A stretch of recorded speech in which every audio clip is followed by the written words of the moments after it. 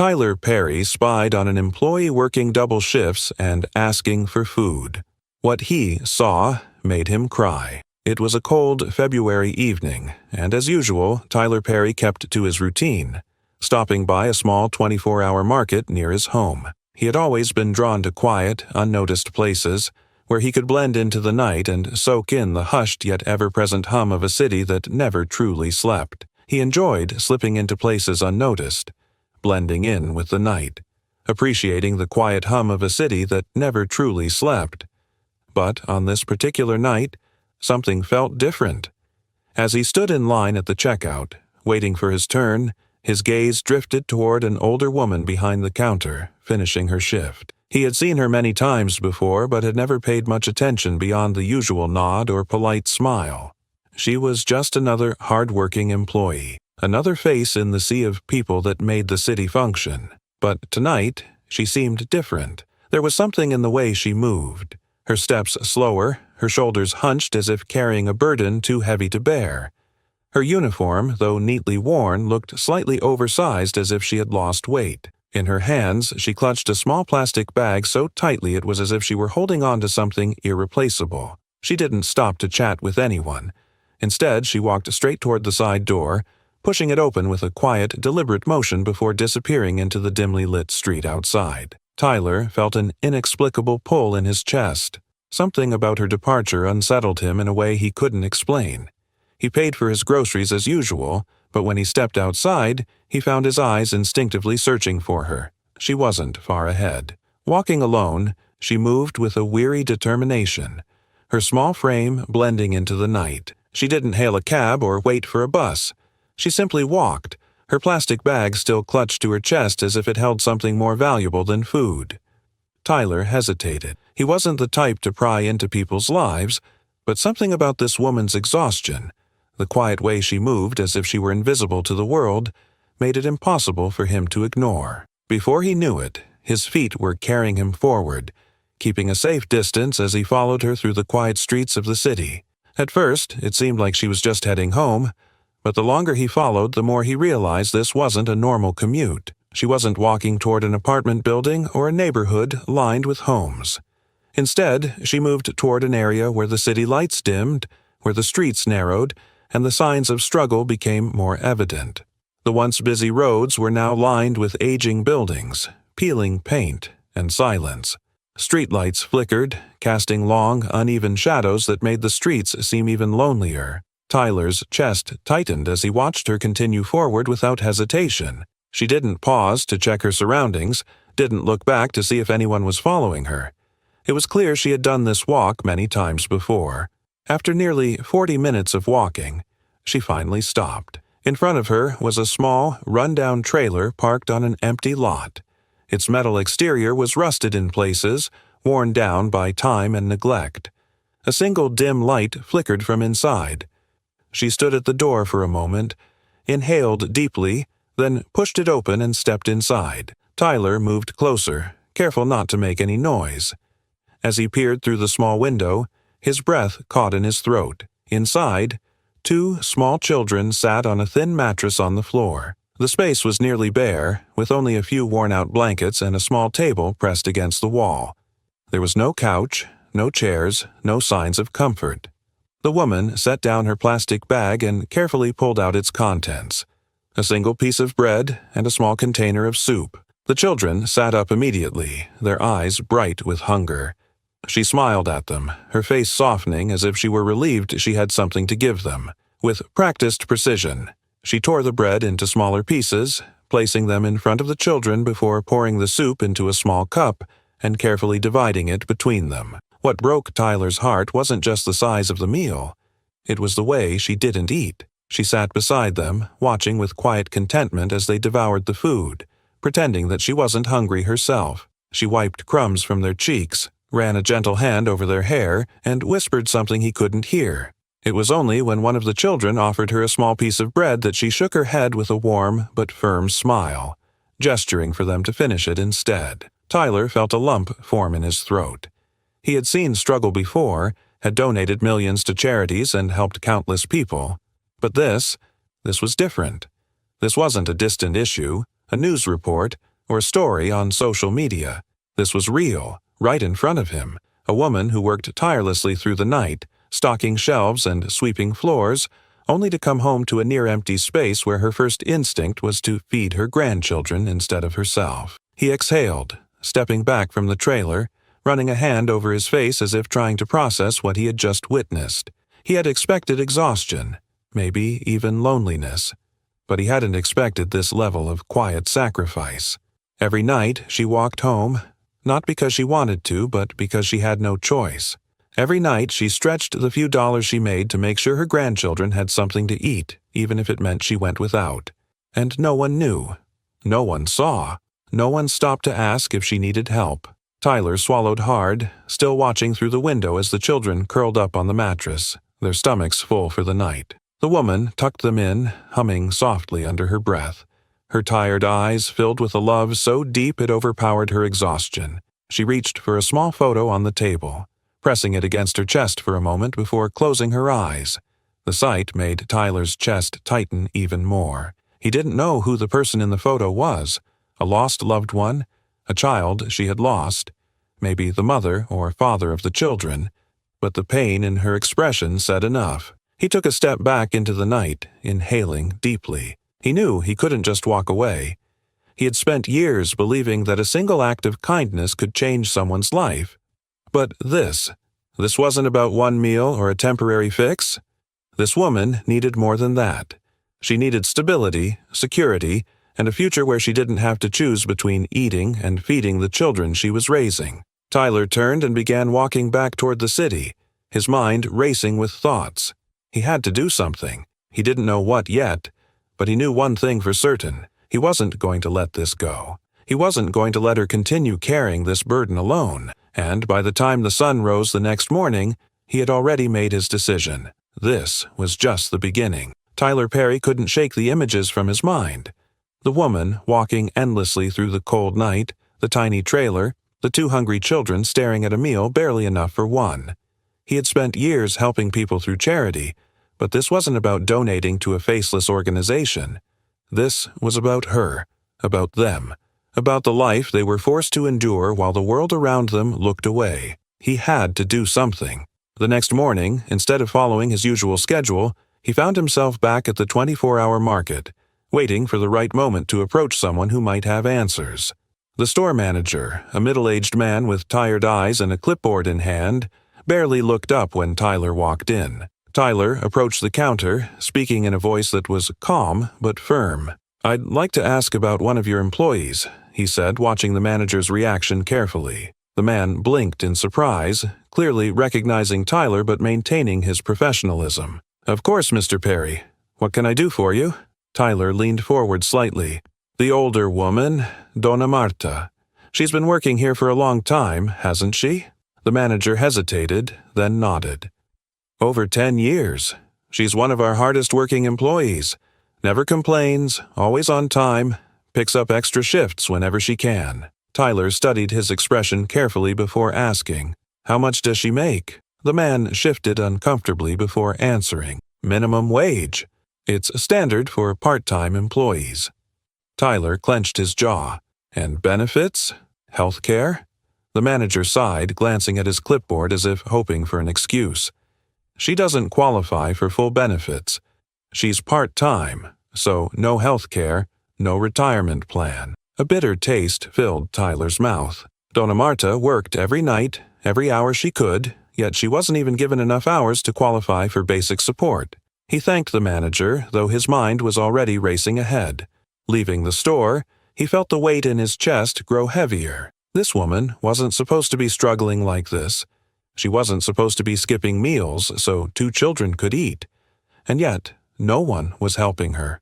That night, Tyler returned to the market, but this time he didn't follow her. He stood under the glow of a street lamp, waiting, watching as she stepped outside, the same small plastic bag clutched in her hands. Her eyes widened slightly when she saw him, startled but polite. "Good evening, Mr. Perry," she greeted cautiously, adjusting her bag.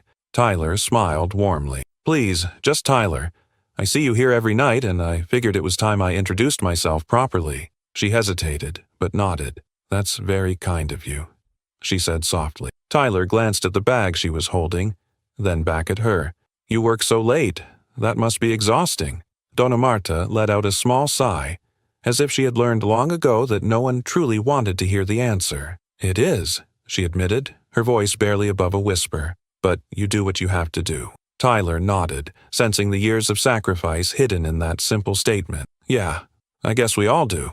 The city buzzed faintly in the background, but in that moment, it was just the two of them, standing under the dim glow of the streetlight. He hesitated, choosing his words carefully. I know I don't know much about you, but if you ever need anything, sometimes it helps to have someone looking out for you. For a brief second, she stiffened, as if kindness was something foreign, something unexpected. But then, she let out a quiet chuckle, filled with exhaustion and years of unspoken struggles. That's kind of you, Tyler. Her voice was warm but guarded, as if she had learned not to expect help from anyone. She looked up at him one last time before giving him a small nod. It was nice talking to you, but I should get home. Tyler didn't try to stop her. He simply nodded back. Have a good night, Donna Marta. As she walked away, disappearing into the dark streets, he knew this wasn't the last time they would talk. For the next few days, Tyler couldn't focus on anything else. He had seen people in need before, but this was different. Donna Marta didn't need temporary help. She needed security, stability, a life where she didn't have to walk for miles after a double shift only to come home to a half-empty trailer. He knew that giving her money wouldn't fix anything in the long run. If he wanted to help, really help, he had to do more. So he started making calls. First to a trusted real estate agent, then to a few charity workers he had worked with before.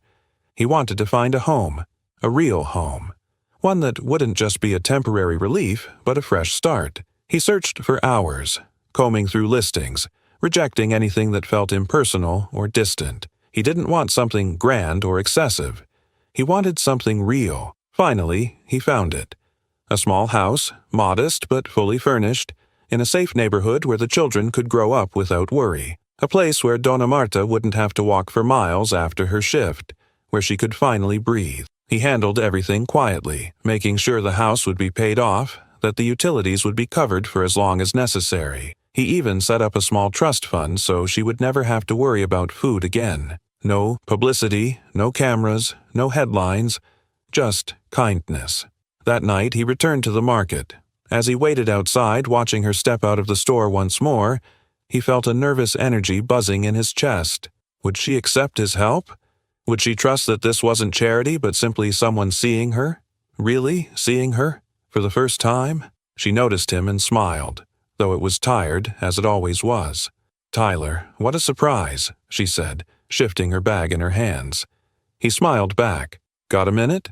She hesitated, then nodded. Reaching into his jacket, he pulled out a small envelope. I don't want to overwhelm you, but I know life has been hard, and I want to help. Her smile faded slightly as she took the envelope, her hands trembling slightly as she unfolded the paper inside.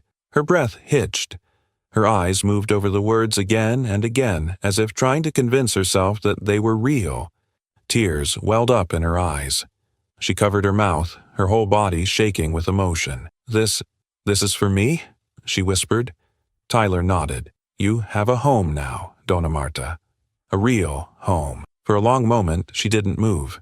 She simply stood there, clutching the paper, shaking with disbelief. Then, finally, she burst into quiet sobs. The weight she had carried for so long, the silent struggle of survival, it all came pouring out in that moment. Tyler stepped forward, placing a gentle hand on her shoulder. You don't have to do it alone anymore. She looked up at him, eyes glistening with tears, and for the first time since he had met her, she looked like she truly believed it. Donna Marta stood frozen, her fingers gripping the paper as if it might disappear if she let go. The tears in her eyes shimmered under the dim street lights, her breath uneven, caught between disbelief and overwhelming gratitude. Tyler saw it all, the weight of years of exhaustion, the quiet suffering, the silent endurance of a woman who had spent her entire life sacrificing for others. For the first time in so long, she had been given something she never expected. Relief. He waited, giving her time to process it, knowing that a lifetime of hardship didn't just fade away in an instant. "I don't know what to say," she whispered, her voice trembling. She looked up at him, blinking rapidly as if trying to make sense of what was happening. "This can't be real." Tyler smiled softly. "It is real, Dona Marta. No more working double shifts just to make ends meet. No more walking home in the cold. No more worrying about what the kids will eat tomorrow." He hesitated, then added, "You're not alone anymore." She let out a choked sob, covering her mouth with one hand while holding the paper with the other. The sound of it was small, but it held years of buried pain, of struggle, of nights spent wondering if she could make it to the next paycheck. Tyler saw how tightly she held herself, as if afraid that letting go would make her fall apart. Gently, he touched her shoulder. "Come on," he said softly. "Let's go see your new home." She hesitated, still overwhelmed, but nodded. Her steps were unsteady as she followed him, her hands gripping the paper as though afraid it might be taken from her. Tyler led her to his car, opening the passenger door for her. She hesitated for a brief moment before carefully sliding in, the seat beneath her feeling almost too comfortable, too foreign. She had spent years walking, enduring, surviving. The simple act of sitting in a warm car felt like a luxury. The drive was quiet at first. Tyler didn't push her to talk, letting her sit in silence, letting the moment sink in. The city passed by outside, the flickering lights of fast food restaurants, the endless streams of traffic, the world continuing as it always did. But for her, everything had changed. She glanced out the window, her fingers still pressed against the envelope, her mind clearly racing with emotions she couldn't put into words. When they finally pulled up to the small house, she gasped softly. It wasn't a mansion, wasn't something excessive, but it was hers.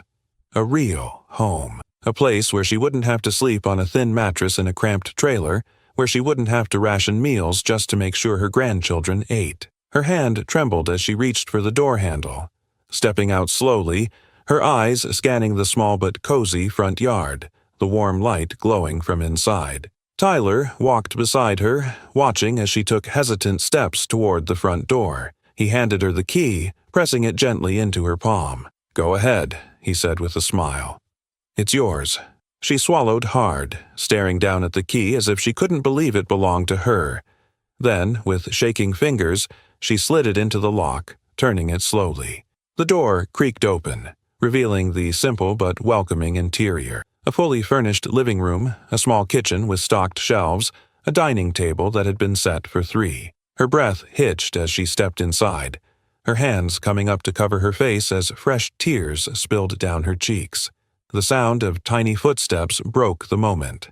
The children had been inside waiting, and the second they saw her, they ran forward, their small arms wrapping around her waist. "Grandma!" they cried, their voices filled with excitement, their innocent joy lighting up the room. She knelt down, hugging them tightly, her body shaking with sobs. Tyler stood back, watching the scene unfold, his heart full. He had seen many incredible moments in his life, had witnessed grand achievements, success beyond imagination, but this was something else. This was life-changing. This was real. She pulled back slightly, looking at the children's faces, then at the home around her. We have a house," she whispered, almost as if saying it out loud would make it more real. The kids nodded eagerly, their little faces beaming. "A real house, Grandma, with beds and a table and food in the fridge."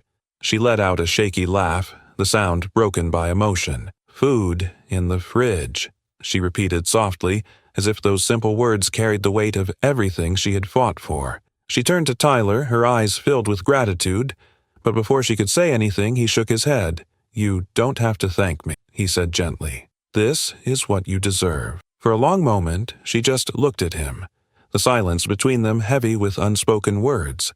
Finally, she nodded, wiping at her tears.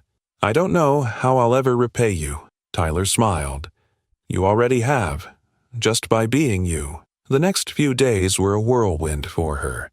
Adjusting to the new home, letting the reality of it settle in, watching as the kids explored every inch of the house as if they still couldn't believe it was real. She spent the first night sitting at the kitchen table long after the children had fallen asleep, her hands resting on the smooth wood surface, her eyes scanning the small but perfect space around her. No cold air creeping through thin trailer walls, no fear of what tomorrow would bring.